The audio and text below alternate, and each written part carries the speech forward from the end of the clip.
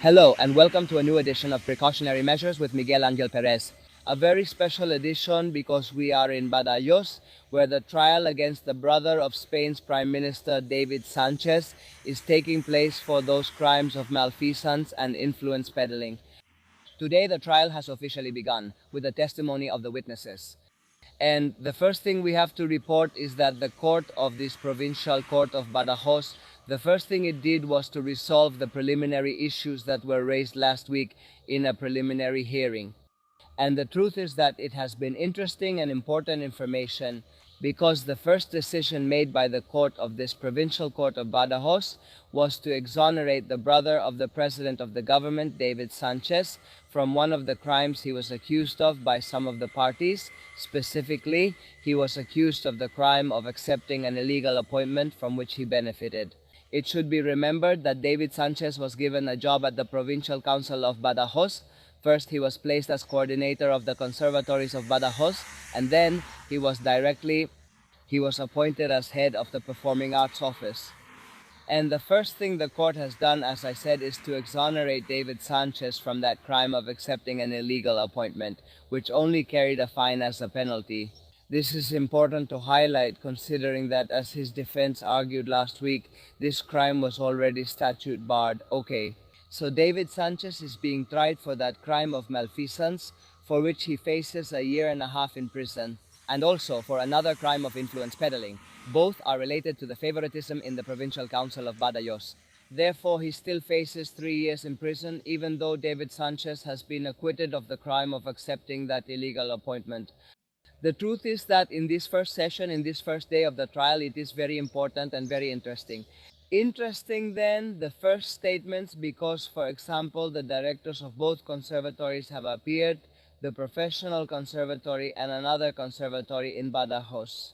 Honestly, what they said was very interesting. Some of them have openly admitted that there was no need for the position of conservatory coordinator that bluntly. In other words, David Sánchez was appointed as the conservatory coordinator when it wasn't necessary, meaning a job was created for David Sánchez when it wasn't needed. Why? The reason is clear, isn't it? They haven't said this, but that position was created ad hoc, solely and exclusively because he was the brother of the current president of the government, Pedro Sánchez.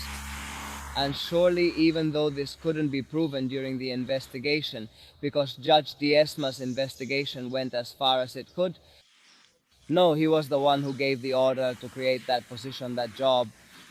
Originally then, it would have been Pedro Sánchez himself who wanted to help his brother, who was unemployed, who didn't have a job, and he wanted to get him into the Provincial Council of Badajoz by any means, so that he would have a little salary paid by all Spaniards. Secondly, I would also highlight another interesting matter, which is that, well, most of the witnesses haven't been able to explain exactly what it was. That thing about the Performing Arts Office. It should be said that David Sanchez's position as conservatory coordinator eventually changed to head of the Performing Arts Office. And no one has been able to explain exactly what the Performing Arts Office was. And of course, it also hasn't been possible to demonstrate or explain exactly what David Sanchez's duties were as head of the Performing Arts Office. I think it's important to highlight this because, after all, what is being judged here in this provincial court of Badajoz is that favoritism towards the brother of the president of the government. This is what has come out of this first day of the trial session. There are still many unknowns. I have to say that the schedule that was set for the trial is actually quite surreal because it was supposed that all the statements had to be made from Monday to Thursday, and that's going to be impossible. Just as an example, it's already midday, and today 15 witnesses were summoned, and I think only about 7 or 8 have testified so far. And of course, there won't be enough time for the other 7 to finish this afternoon. What I mean by this is that it will be very difficult to hear the statement of the accused, David Sánchez, next Thursday, which was when it was scheduled. I honestly doubt that it could even be on Friday, and it's not out of the question that Monday and Tuesday of next week might be scheduled as well. And even now, it's not being ruled out that some days of the following week, Monday, Tuesday, and Wednesday, 2 weeks from now, might have to be scheduled as well, because it seems that there won't be enough time to finish the trial with the initial schedule that was set by the Provincial Court of Badajoz. These are the key points of this first session of the trial, but while I'm making this video, I also didn't want to forget about another issue that I know concerns you a lot, which we are following very closely in precautionary measures with Miguel Angel Perez, which is the famous SEPI case. Last week, the Central Operative Unit of the Civil Guard, UCO, conducted operations and searched the headquarters. The Socialist Party on Ferraz Street, the house of Santos Cerdán, was searched, as well as the home of the former Socialist minister in the Andalusian regional government, Gaspar Zarias. And well, now we're all waiting for the gag order to be lifted. And the information we have at this moment is that indeed the judge of the National Court, Santiago Pedraz, who is investigating the SEPI scheme, has decided to partially lift the gag order. This means that in the next few hours we will be able to learn part of the case file, but I want to emphasize again that it will only be partially, because in this SEPI case at the National Court, two main facts are being investigated. First of all, the rigged and awarded SEPI contracts worth more than 133 million euros, for which, well, they have been charged from the beginning. Well, Anchon Alonso, who was that businessman from Servinabar, partner of Santos Cerdán, the PSOE's fixer, Leire Diez, and the former president of SEPI, Vicente Fernandez. But in this case as well, within the framework of the SEPI scheme, the dirty dealings of the Socialist Party are also being investigated, precisely with the involvement of Leire Diez.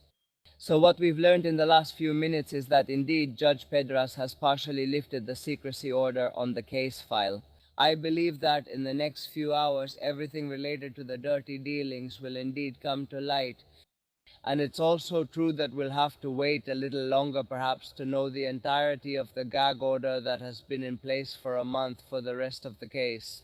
Specifically those awards, as I was saying, and those rigged contracts related to SEPI. That is, in the next few hours there will be a new blow for the president of the government, Pedro Sánchez, and we'll see if in that gag order, new information has come to light that leaves the president of the government even more cornered. And all this while his own brother, David Sanchez, is being tried sitting in the dock for those crimes of malfeasance and influence peddling. Of course, the most important thing each day, all the information, where are you going to find it? Well, on Precautionary Measures with Miguel Angel Perez. That's it for this edition of Precautionary Measures with Miguel Angel Perez. Hope you enjoyed the video. And as I said, we will keep you promptly informed about the most relevant news happening in the judicial field, not only in the Provincial Court of Badajoz, but also in the National Court and throughout Spain. You know you can subscribe to Precautionary Measures with Miguel Angel Perez as a chosen one for under 3 euros a month or Supreme for under 7 euros a month. You can also make your contributions via Bitom at 6,275,563.70, 6,275,563.70.